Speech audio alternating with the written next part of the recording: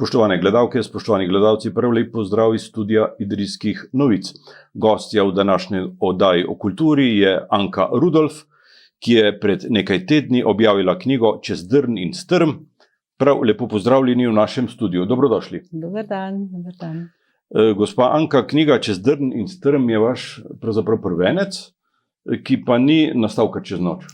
Ne, ta prvenec je nastajal dobrih 15 let. To je nabor besedil, ki so bila objavljena po različnih revijah, tudi v vaših Idrijskih novicah, kakšen. In zdaj smo pa izbirali med malo bolj pravljičnimi besedili. Tako je nastal ta izbor 18 besedil. Odkje vam nagnjenost do pisanja? Pisanje mi je bilo vedno veselje. Vedno sem rada z besedami izražala občutenje in to z besedami, ki se dotaknejo človeka. Z opisi.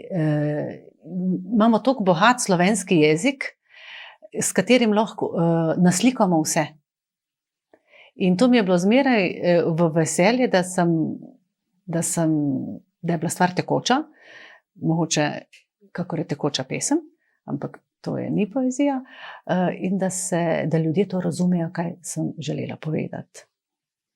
Začelo se je najbrž na pobočju Javornika, tam ste preživljali svojo mladost. Ja, začelo se je na pobočju Javornika, sigurno na pašniku ob mojih kravah.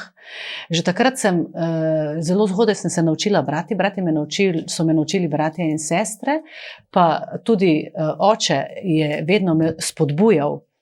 In iz otroških let se spomnim, kako sva brala Rdečo čitanko, tisto, ki smo jo imeli v naših letih za berilo prvega razreda. In na paši ni bilo dovoljeno brati. Starši nam tega niso dovolili, ker nismo pazili živine, in sem tihotapila za hlačami knjige in vedno z velikim veseljem brala in podoživljala napisano, jokala, vse, kar je bilo možno. Tako kot so se širile vaše poti, ki so vas vodile v svet, so se vam širila tudi obzorja. In zgodbe. In nabirala se zgodbe. Po svetu hodiš empatično, z odprtimi očmi in se srečuješ z ljudmi, z dogodki, se sprašuješ, zakaj, kako, kdo, a bi lahko to kako drugače rešili. Vedno sem rada rekonstruirala dogodke. In potem sem nekoč opazila, da če ne zapišem, te stvari uidejo. V bistvu sem začela pisati iz tega, da jaz ne bom pozabila, da meni to ne bo ušlo, da ta zgodba ne bo nekam zdrknila. Vesela sem pa, da lahko to predstavim še komu drugemu.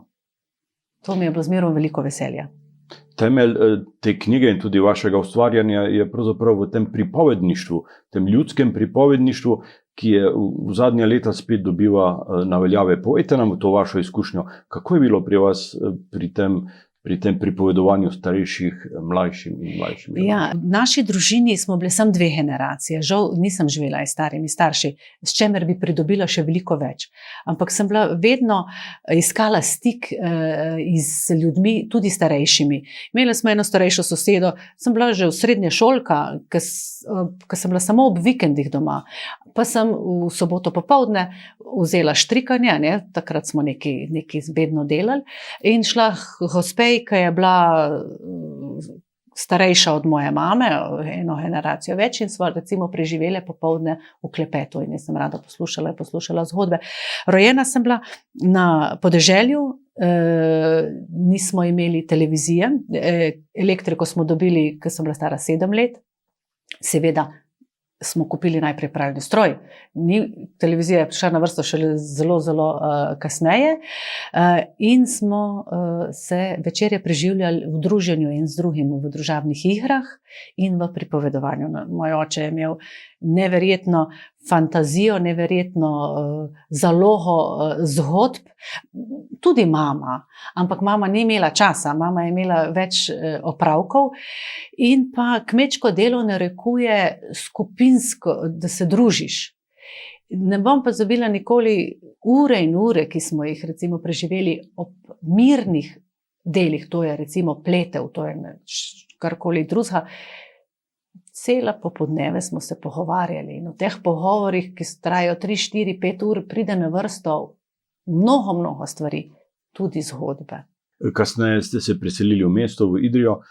Kako ste zgodbe odkrivali med tukajšnjimi prebivalci? Spet iz stikom z ljudmi. To je tisto, kar nas bogati. In seveda radovednost. Kaj je bilo? V Idrijo sem prišla zelo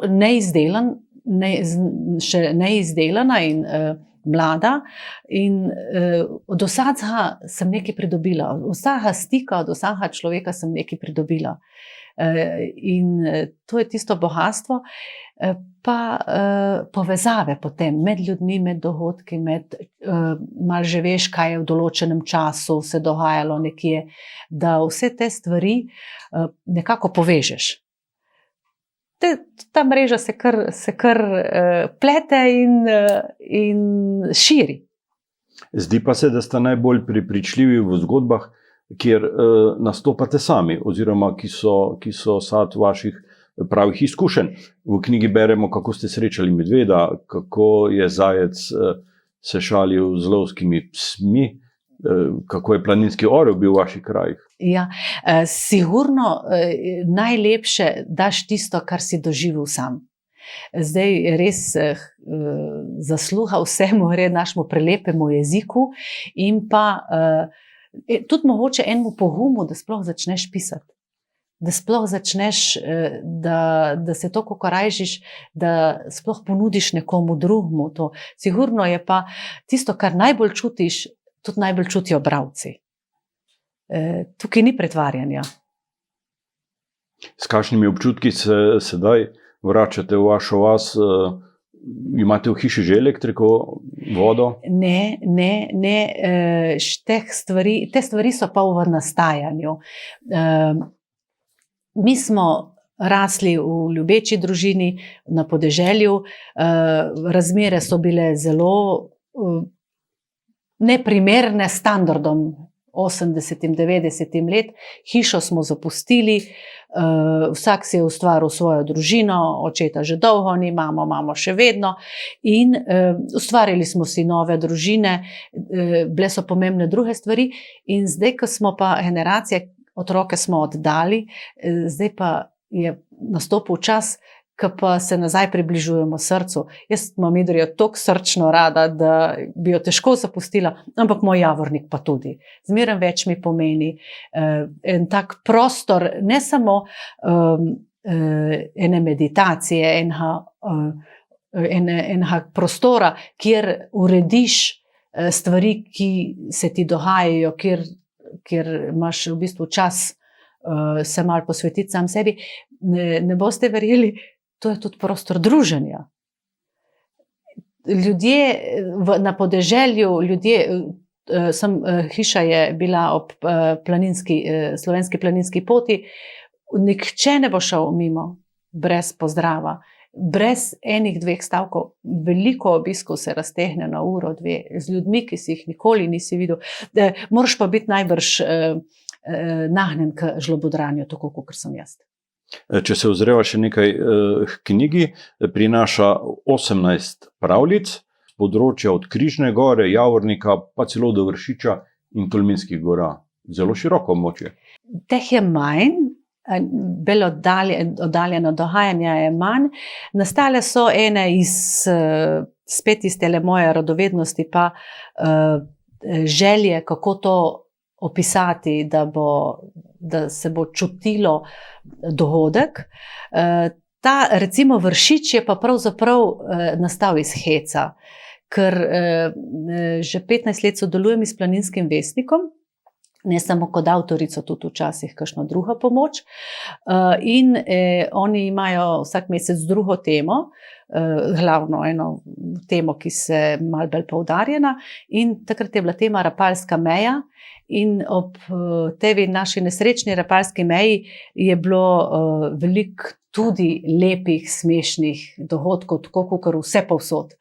In mi je takoj tisti trenutek sem želela, da to resno, kruto, žalostno temo malo tudi posvetlimo iz temi heci, ki so se takrat vsem zgodili. In tako je nastala recimo tale Vršič, prav za eno popestritev oziroma malo omiljenje ene resne teme. Franc Černigoj vam je v predgovoru v knjigi napisal zelo lepo popotnico, tako pravi, navajam, kaj je dobra pravljica, mi pove občutek, zaželim si jo prebrati in tudi svojim vnukom ter vnuku, ko bo še malo zrastel. In med Ankinimi jih je kar nekaj takih, ob branju katerih sem se zalotil, da bi jih z veseljem bral. Zelo lepo. Ja, zelo sem hvaležna Francu Černigoju, da je sprejel mojo prošnjo, če napiše par besed uvoda, zato ker ga zelo dolgo zelo cenim. On je bil tisti, ki je Goro predstavil svetu, Goro nekoč, tudi drugi so jo, ampak on je zgodbe iz tega konca popisal v večjih knjigah, ima tudi način pisanja mi je všeč, ker mi nikakor v tem svetu nimamo pravice soditi, to je bilo prav, to ni bilo prav, pač govorimo o dejstvih, bralci mora potem ustvariti eno mišljenje, iz pač še informacijami, ki so mu dosegljive, in res ga zelo cenim in sva že zelo dolgo prijatelja.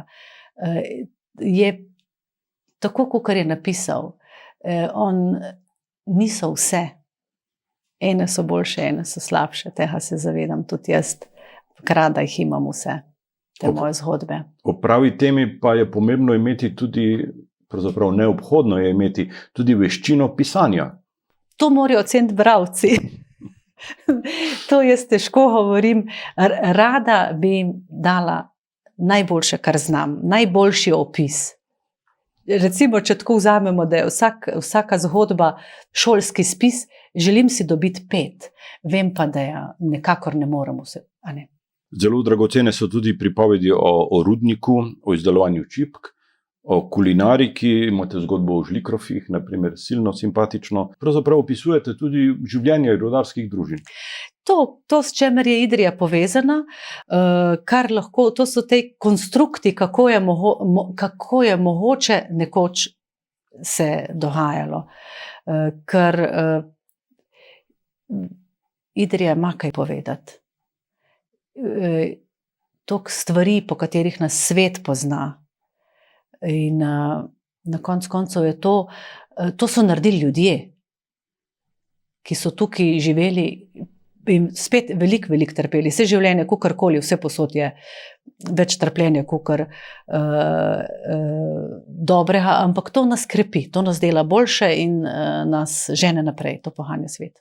Ko v knjigi postavljate ogledalo pravzaprav tem krajem, temu svetu, se v njem vidi tudi, naprimer, pohlep po dobičku, se vidi tudi izkoriščanje, trdo delo, prekupčevanje, krivolov, vojna, vse to je življenje tukaj v teh krajih. To je življenje tukaj v teh krajih, to je življenje vse posod. Najbrž nikjer ne gre brez tega, moramo pa sami poskrbeti za kakšen lep trenutek, da ljudje so se zmeraj radi imeli lepo. In če so le mogli, če so le zmogli, so si organizirali, da je bilo nekaj lepega. Tako, kot je tale Drejcova žena, veliko energije in domiselnosti porabila oziroma uporabila, da je iz nič naredila dobro kosilo za svojega moža, ki je trdo delal v rudniku. Jaz mislim, da so tako žlikrofi nastali zdaj. To je moja varianta, pravzaprav. Knjiga je šla pri Planinski založbi Slovenija, Ja. ugledna ustanova. Planinska založba Slovenija je druga najstarejša založba v Sloveniji. Mislim, da Mohorjeva založba je še starejša. Jaz sem počaščena, da je knjiga išla, da so mi ponudili to možnost. In res sem vesela knjigice, res sem jo vesela. Lahko za naše gledalce preberete odstavek? Lahko. Pa bi kar ostali pri idrijskih žlikrofih. Nič posebnega ni zmotilo Jernejevega nosu, ko je ves utrujen vstopil v kuhinjo. Seveda, na štedilniku je vrel le velik lonec kropa. Kot vedno mu je pomagala sleči zaprašeno obleko in poskrbela, da s strupenim živim srebrom niso prišli v stik otroci. Naj sede za mizo in počaka trenutek, ga je prosila. Za spremembo je tiho kot miške sedelo na drugi strani mize 5 malih neugnancev. Krožnik za krožnikom, poln kadečih se žlikrofov, je romal iz kropa na mizo pred lačne junake. Jerneju seveda prvemu. Otroci so ga zvedavo gledali, ko je nejeverno na vilice napičil prvi žlikrof, si ga ogledal in ga ponesel v usta.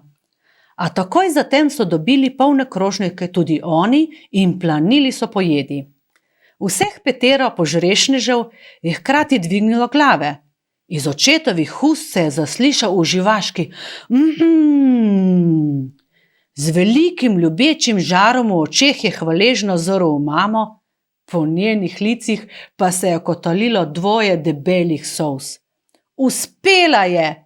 Vstal je, jo objel, nežno poljubil in z raskovo dlanjo obrisal solzi sreče. Lepo, hvala lepa za prebrani odlomek. Knjiga pa ne boža bralca samo s plemenito besedo, ampak tudi z izjemno ilustracijo. Tukaj je čas, da poveva stavek ali dva tudi o ilustratorju, to je delo Jureta Pfeifferja, najbrž poslednje. To je zadnje delo Jurija Pfeifferja, meni je sicer tega res žal. Ko sem dobila ponudbo iz Planinske zveze, da lahko zberem besedila, ki se bojo objavila v knjigi, mi je bila prva misel, želja, da bi ilustriral Jurij Pfeiffer, s katerim smo pa tudi že povezani, kar sem v Idriji. Vedel je, koliko mi to pomeni, ker sva prijatelja, in se je mi obljubil takoj in naredil, jaz mislim, da najboljše delo, da res ne bi mogel boljše kdorkoli narediti. Zelo se je razveselil izdelka, žal je pa se po njem tudi poslovil. Tako da se temu reče rekviem njegovega ustvarjanja. Gospa Anka Rudolf, hvala za obisk v našem studiu in za ta pogovor. Želim vam še obilo navdiha pri pisanju zgodb in zanimivih srečanj z ljudmi, ki bodo morda našli svoje mesto v naslednji vaši knjigi. Hvala tudi vam za povabilo, pa na prijetno branje. Vam, spoštovani gledalci in gledalke, pa hvala za pozornost.